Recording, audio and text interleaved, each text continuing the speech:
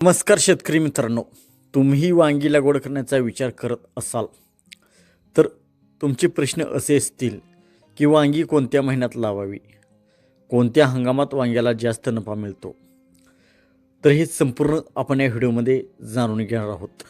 हा व्हिडिओ शेवटपर्यंत पहा, कारण आज मी वांगी लागवडीचं ए टू झेड नियोजन म्हणजे कोणत्या महिन्यामध्ये वांगी केली की आपण फायद्यामध्ये राहतो आणि कोणत्या महिन्यात वांग्याची लागवड करावी हे संपूर्ण आपण या व्हिडिओमध्ये जाणून घेणार आहोत. वांगी हे वर्षभर चालणारं पीक आहे. भारतात सर्वाधिक खाल्लं जाणारं भाजीपाला म्हणजे वांगी भाजीपाला आहे. कमी कालावधीत जास्त उत्पन्न देणारं पीक आहे. योग्य नियोजन केलं तर एकाच पिकातून 4-5 महिने उत्पन्न आपणास मिळू शकतं. वांग्यासाठी योग्य हवामान. वांग्यासाठी तापमान 18 ते 35 अंश सेल्सिअस असावे. थंडी व अतिवृष्टी टाळावी. मोकळी चांगली निचऱ्याची जमीन योग्य. खूप थंडी असेल तर फुलगळ फळधारणा कमी होते. तर खरीप हंगामामध्ये मे ते जून या महिन्यामध्ये वांग्याची लागवड केली जाते. खरीप हंगामात आपण वांगी करण्याचे फायदे म्हणजे पावसावर हे पीक असते, म्हणजे पाण्याची गरज आपणास भासत नाही. जास्त पाणी आपणास लागत नाही, पाण्याचा खर्च कमी होतो. परंतु मे आणि जूनमध्ये वांग्याची लागवड केली तर चे तोटे खूप प्रमाणात आहेत. म्हणजे पावसामुळे कीड व रोग जास्त असते. पावसामुळे फुलेही गळतात, त्यामुळे उत्पादन कमी होऊ शकतं. आणि कीड व रोग आपणास पावसाळ्यामध्ये मे व जून या हंगामात केलेल्या वांग्यामध्ये रोग कंट्रोल होत नाही. तर हे मे आणि जून या महिन्यामध्ये केलेल्या वांग्याचा आपणास दुष्परिणाम म्हणजे तोटा आहे.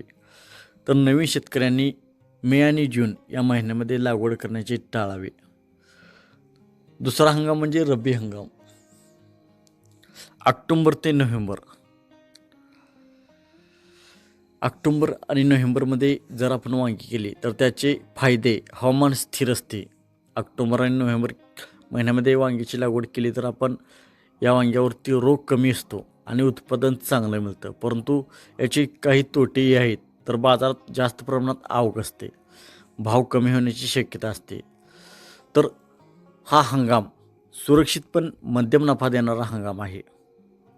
तर यामध्ये ऑक्टोबर आणि नोव्हेंबर यामध्ये जर आपण वांग्याची लागवड केली तर रोग कमी होतो, हवामानही स्थिर असते आणि उत्पादन चांगलं मिळतं. परंतु बाजारामध्ये जास्त वांगी आल्यामुळे त्याची वांग्याला आपणास भाव मिळत नाही, त्यामुळे मध्यम भाव मिळतो, पण हे स्थिर आहे.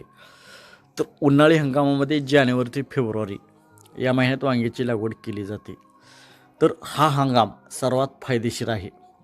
उन्हाळ्यात वांग्याची आवक कमी असते, परंतु मागणी कायम असते. दर किलो भाव जास्त असतो.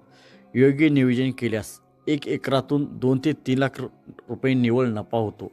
तर मित्रांनो, उन्हाळ्यामध्ये आपण जर लागवड केली म्हणजे जानेवारी फेब्रुवारी या महिन्यामध्ये जर आपण वांग्याची लागवड केली तर बाजारामध्ये वांगी कमी असतात, त्यामुळे आपणास दरही भेटतो आणि कीड व रोग जास्त नसतो, जास्त प्रमाणात कीड व रोग नसतो. परंतु आपणाकडे जर उन्हाळ्यामध्ये पाणी असेल तर आपण वांग्याची लागवड करू शकता.